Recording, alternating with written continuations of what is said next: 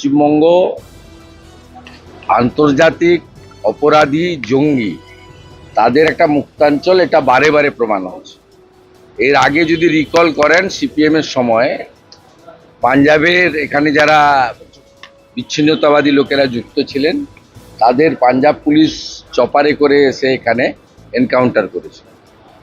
পরবর্তীকালে বঙ্গবন্ধু মুজিবুর রহমানের দুজন ফাঁসির দণ্ডাদেশপ্রাপ্ত খুনি, একজন হাবড়াতে হোমিওপ্যাথি ডাক্তার হিসেবে দীর্ঘদিন ছিলেন, পরে তাকে এনআইএর সাহায্যে গ্রেপ্তার করা হয়। পরবর্তীকালে পার্স সার্কাস থেকে মাজেদকে গ্রেপ্তার করে ফাঁসি কার্যকর করে বাংলাদেশ সরকার। পার্স সার্কাস মানে কলকাতার একেবারে কেন্দ্রবিন্দুতে আছে এবং তিনি মাজেদ মাস্টার হিসেবে পরিচয় দিয়ে থাকেন।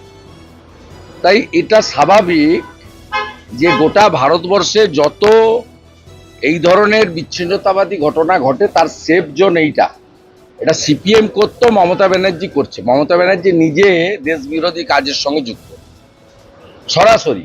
আপনার দিল্লিতে জাহাঙ্গীরপুরীতে যে হনুমান জয়ন্তীর দিন ঘটনা ঘটেছিল তার মূল অভিযুক্ত ফিরোজ, যে আমাকে 2রা মে হলদিয়া এসডি অফিসে আমি যখন সার্টিফিকেট নিতে গেছিলাম পাথর ছোড়ায় অভিযুক্ত, এনআইএতে এখনো দিল্লির জেলে আছে, তার বাড়ি তমলুকের একটি গ্রামে। আপনি লালটু শেখ এবং আব্দুল মান্নান যারা ফেক আই কার্ড তৈরি করত তারা গ্রেপ্তার হয় সোনারপুর থেকে গত বছরের ঠিক একইভাবে ইন্দোরে যে সেক্স র্যাকেট পাওয়া যায় তাদের সঙ্গে বাংলাদেশের যোগ প্রমাণিত হয়।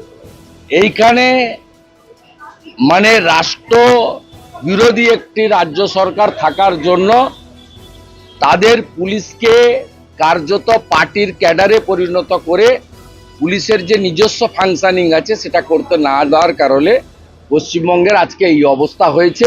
এই কারণে মমতা ব্যানার্জি 72টা জায়গায় বিএসএফকে জমি দেয়নি যাতে কাঁটাতারের বেড়া লাগানো না যায়।